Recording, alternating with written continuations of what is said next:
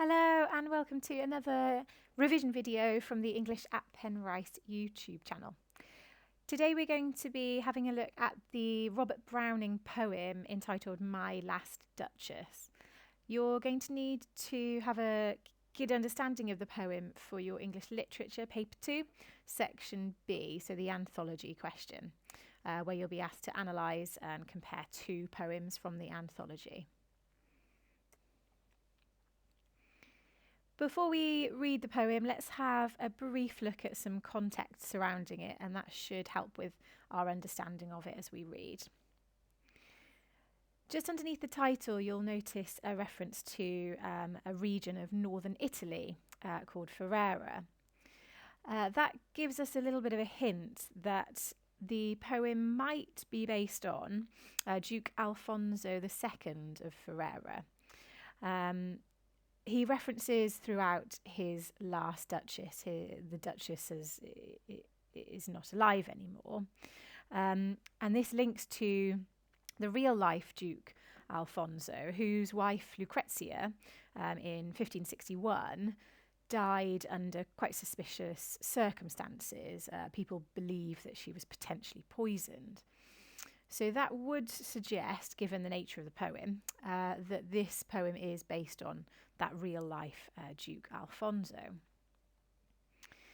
Browning lived in Italy for some time with his wife, and his love of history and European culture would suggest an awareness of this Duke and Duchess, and potentially his inspiration for the poem. Throughout the poem we have just one speaker, and that is the Duke himself, and he's talking to a messenger or an emissary from what we think to be the Count of Tyrol, who was the father of the Duke's next wife, and he mentions the Count, your master, towards the end of the poem when he's talking to this messenger. So let's have a read through the poem then, before we explore some of the key ideas and methods that Browning conveys. My Last Duchess by Robert Browning, Ferrara. That's my last Duchess painted on the wall, looking as if she were alive. I call that piece a wonder now. Fra Pandolf's hands worked busily a day, and there she stands. Wilt please you sit and look at her? I said Fra Pandolf by design, for never read strangers like you that pictured countenance, the depth and passion of its earnest glance, but to myself they turned, since none puts by the curtain I have drawn for you but I, and seemed as they would ask me, if they durst, how such a glance came there. So, not the first are you to turn and ask thus. Sir, 'twas not her husband's presence only, called that spot of joy into the Duchess's cheek. Perhaps Fra Pandolf chanced to say, her mantle laps over my lady's wrist too much. Or, paint must never hope to reproduce the faint half-flush that dies along her throat. Such stuff was courtesy, she thought, and cause enough for calling up that spot of joy. She had a heart, how shall I say, too soon made glad, too easily impressed. She liked whatever she looked on, and her looks went everywhere. Sir, it was all one. My favour at her breast, the dropping of the daylight in the west, the bough of cherries some officious fool broke in the orchard for her, the white mule she rode with round the terrace, all and each would draw from her alike the approving speech, or blush at least.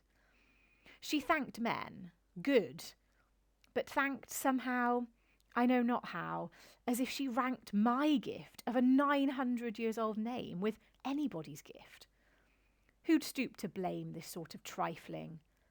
Even had you skill in speech, which I have not, to make your will quite clear to such a one, and say, just you, just this or that in you disgusts me. Here you miss, or there exceed the mark. And if she let herself be lessoned so, nor plainly set her wits to yours, forsooth, and made some excuse, even then would be some stooping, and I choose never to stoop. Oh, sir, she smiled, no doubt, whenever I passed her, but who passed without much the same smile? This grew. I gave commands, then all smiles stopped together. There she stands, as if alive. Wilt please you rise? We'll meet the company below then. I repeat, the Count your master's known munificence is ample warrant that no just pretence of mine for dowry will be disallowed, though his fair daughter's self, as I avowed as starting, is my object. Nay, we'll go down together, sir. Notice Neptune, though, taming a seahorse, thought a rarity, which Claus of Innsbruck cast in bronze for me. Okay, now we've had a look through the poem and had a look at some context. We're going to explore some of the key ideas and messages and themes that are conveyed by Browning. So the first key idea is that individuals can become fixated on power and control, but might never truly or fully achieve those attributes. In the poem, obviously, we can see the Duke admitting that he was frustrated and angry with the actions of the Duchess, and we get the impression that he wanted power over her and to be able to fully control her actions. However, he was never fully able to do so. She continued to take pleasure in small things in her life. She continued to be amiable towards people and their gifts to her, and her reaction continued to infuriate him. The suggestion that he ordered the death of the Duchess suggests that that's the only real way he could gain control over her. So he never fully managed to achieve that control when she lived. The second key idea is that power can corrupt individuals. So the Duke's power that he seems to garner from his status, from his family heritage, seems to corrupt him to the point where it is implied that he has his wife murdered. The third key idea is that jealousy is a powerfully dangerous trait. So his jealousy that is perhaps hinted at throughout ends in his wife's murder, we assume. The fourth idea, that status and reputation can result in somebody's egotism and pride. So his status is clearly referenced when he talks about his 900 years old name, his family name, his background and his well-respected status and reputation. But this results in him being very egotistical, very arrogant about that. And when the Duchess acts in a way that he seems to think is impertinent, he is too proud to talk to her. But again, it's hinted that he has her killed. And then finally, the final idea that we can pick up from this poem is that powerless individuals, so the Duchess in this case, are vulnerable to and at the mercy of the powerful. So there's an inequality in power going on in the poem between the Duchess and the Duke. Okay, so now we're going to have a look at some of the key methods, important language and structural features used by Robert Browning in his poem. First of all, we have the first person pronoun my in that opening line. That's my last Duchess painted on the wall. This really reflects the Duke's sense of how he possessed the Duchess. A sense of ownership is created here. And it also links to a few lines further into the poem where there's a repetition of a first person pronoun to suggest a sense of control and possession as well. She tells the messenger or the emissary that, he tells the messenger that the Duchess looks alive, which is ironic as when she was alive, the Duke seemed to ultimately desire her death. The fact that she does look alive is fairly sinister because we know that it's hinted at later in the poem that she was murdered. Interesting that the Duke admits that she looks alive, almost as if she is still watching over him, still a presence in the house, and that he's unable to escape her, perhaps her judgment, perhaps her beauty still. He asks the messenger, "Wilt please you sit and look at her?" So he's inviting the messenger, to look at the painting on the wall, to look at the Duchess. The rhetorical question here seems welcoming. He's asking the messenger to sit and admire the painting. However, there is an underlying sense of control. He's expecting the messenger to sit and to admire the painting as he talks about it. The Duke then goes on to mention somebody called Fra Pandolf. Fra Pandolf's hands worked busily a day. I said Fra Pandolf by design, and later on, further down in the poem on this slide, Fra Pandolf chants to say. Fra Pandolf is the artist, it's the person who produced the painting of the Duchess, and as the Duke admits himself, he said Fra Pandolf by design, so he mentions Fra Pandolf, the artist, on purpose. This suggests a few things. That it suggests that a pride in his connections, that he was working with a well-renowned artist to produce the painting. Perhaps it suggests an admiration for the work. He mentions the depth and the passion of the Duchess's glance from the painting, and that was created by the artist. That successful painting was produced by somebody who he may admire. Perhaps there's an insinuation as well that there was a jealousy about Fra Pandolf and how close he was to his wife. As I mentioned briefly, the repetition of the first person pronoun in the lines, "Since none but by the curtain I have drawn for you, but I," so we have that repetition of the I pronoun, really reiterates the Duke's sense of control and sense of ownership over this painting. He is the one who decides when to reveal the painting to someone and when to cover it up with the curtain. He mentions the people who see the painting wanting to ask the Duke how such a wonderful glance, how the appearance, the countenance of the Duchess was so wonderfully reproduced by the artist. But he says if they durst, they would ask him, which means if they dared. There's a really threatening tone there, almost as if people who saw the painting didn't want to ask the Duke about its beauty and about its wonder. Maybe that alludes to the Duke's egotism and perhaps his temper and his aggression.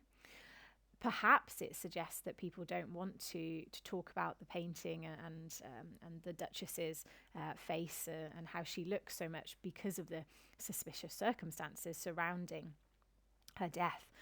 Perhaps there's a more sinister element to people not wanting to question him too much about the painting. And then as well, looking at this noun glance, so obviously we can appreciate that means how the Duchess looks as she seems to be looking out of the painting at the viewer, but it also links to the Duke's frustration with her looking at everyone and everything, and it links to later references to how he sees her looks as being flirtatious. He then moves on to tell the messenger that it wasn't only her husband's presence that called that spot of joy into the Duchess's cheek. A spot of joy is a metaphor for a blush, which is a sign of pleasure, of happiness, or embarrassment. And he mentions that it wasn't his presence, it wasn't him being with her only that caused her to blush.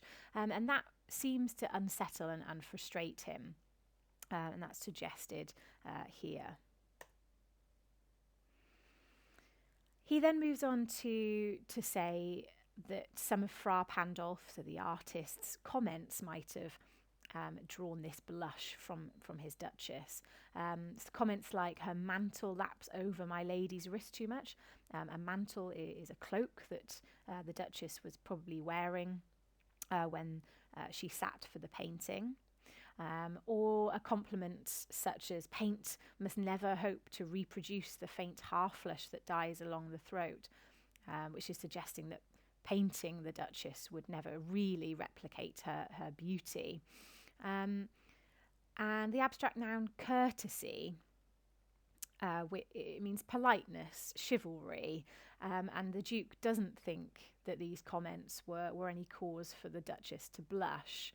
However, the Duke says, the Duchess did take pleasure in these comments and did call up that spot of joy, so did blush. And we get this really sense of frustration building here.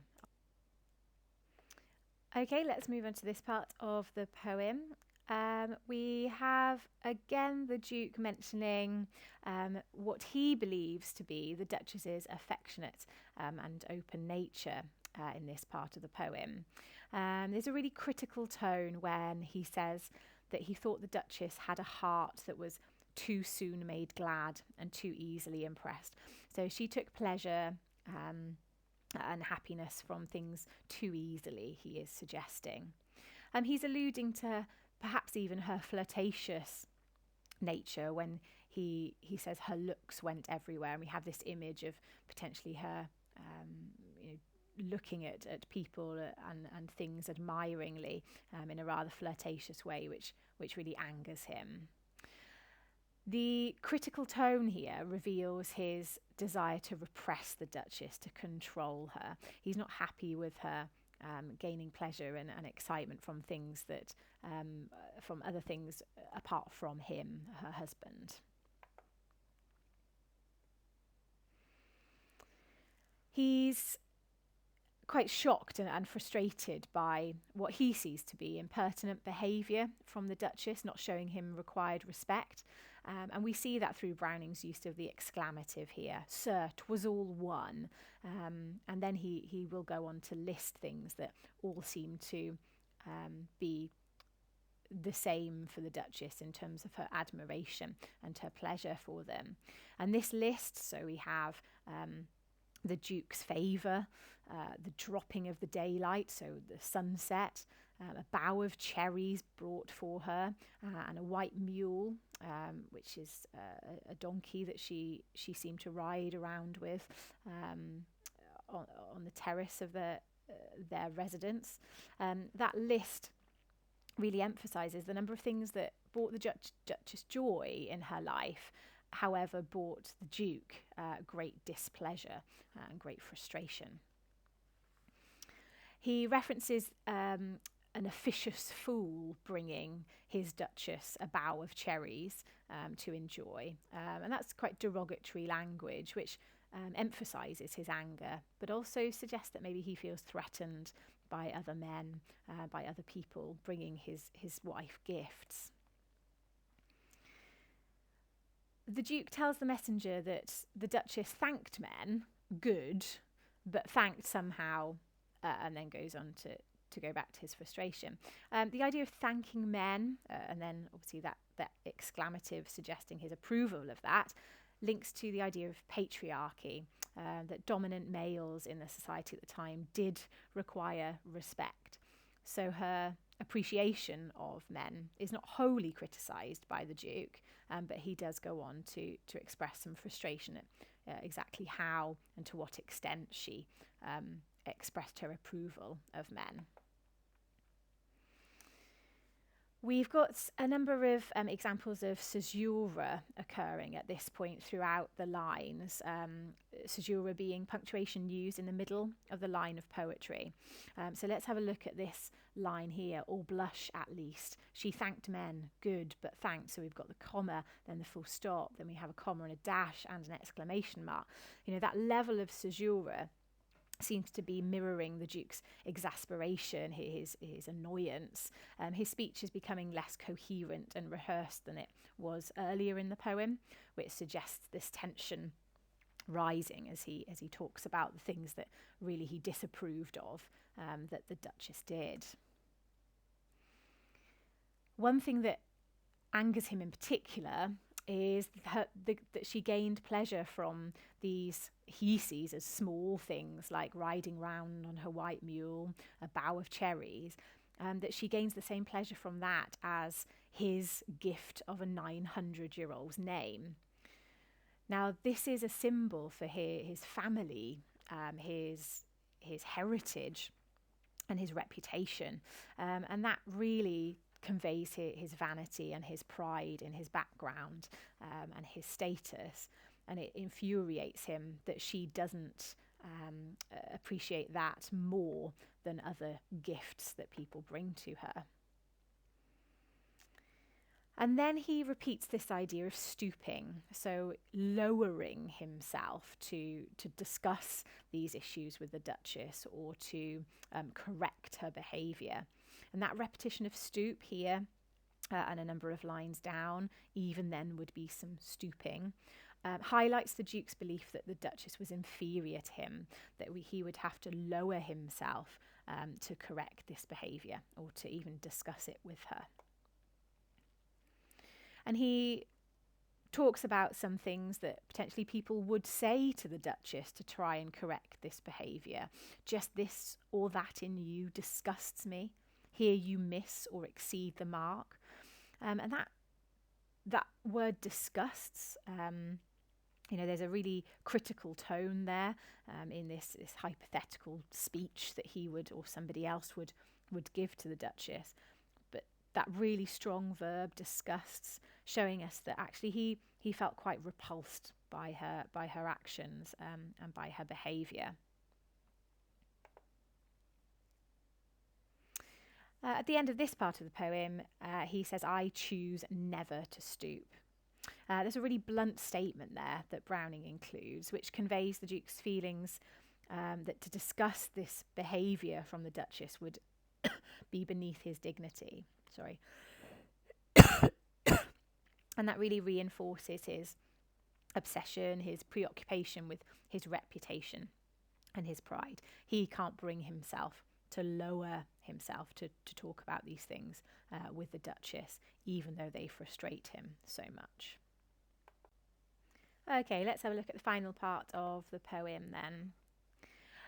So we have this rhetorical question here: who passed without much the same smile? So he doesn't deny that she smiled, she gained pleasure from his presence, from him spending time with her, but we do have this suggestion that she smiled at others just as much as she smiled at her own husband, and that the way he phrased that rhetorical question alludes to the Duke's thought that the Duchess was flirtatious, perhaps even promiscuous, so perhaps not entirely faithful to him. And again, we get this idea that he feels threatened and not respected enough by his wife. And then we have this really key line or lines, "I gave commands, then all smiles stopped together." There's a really sinister tone here. We've had references so far to the Duchess's spot of joy, her blushing, her pleasure and her joy in life. And then we have this juxtaposition with all smiles stopping. It's a really sinister tone here. It's much darker. And the smiles, the giving commands to stop the smiles is a euphemism to suggest that the Duke ordered the murder, the death of the Duchess. It's really emphasising the earlier reference to her looking alive, which seemed quite sinister and dark too. The fact that she is not alive anymore, that her smiles have ceased, it is much darker and more sinister. However, the Duchess still looks alive, as we're told at the start and here. There she stands as if alive, which highlights the Duchess's defiance, the fact that actually he could not gain control over her even when he ordered her death. And then we move away from the painting, and the Duke talks to the messenger about the messenger's master, the Count. This, is alluding to the father of the Duke's next wife, the wife that he's chosen. And he alludes to a dowry that would be paid for to the Duke to marry the Count's daughter. So money, jewels, perhaps land, that would encourage the Duke to marry the Count's daughter. And these references to money, so munificence, meaning generosity, dowry, which means this amount of money or land paid to the Duke for marrying this new Duchess. Those references to money allude to the Duke's real reason for marrying, which is possibly more reputation, status, and money, rather than true love.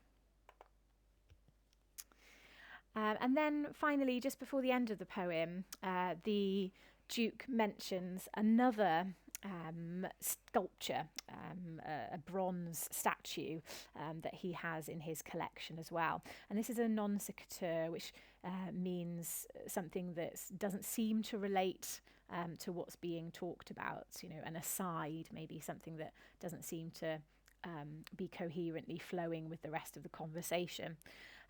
So he moves away from the discussion to briefly mention this statue, and it's Neptune, so the god of the seas, taming a seahorse, a horse rather than one of the little creatures. And again, this reference to this statue represents perhaps the Duke's own desire for dominance and control. Maybe he sees himself as Neptune, perhaps trying to tame the horse, which perhaps symbolises the Duchess. And then just one comment or two about the structure of the poem and the form. We have a dramatic monologue form used by Browning throughout the poem. So that's one person talking about their thoughts and feelings throughout. This mirrors really the Duke's egotism and arrogance. He thinks about himself, his own feelings, his own opinions. We don't hear from anybody else at all. It also reveals, obviously, the lack of voice of the Duchess and her powerlessness. And then a final comment about structure. The poem is used written in rhyming couplets, which reflects the rigid control that the Duke really desired and wanted. However, we then have the addition of punctuation and caesura, lack of punctuation at the end of some lines, which seems to mimic unrehearsed speech, so more like a conversation. Okay, thank you very much for watching and exploring My Last Duchess. Please subscribe to the channel for more revision videos for your English, literature and language GCSE exams.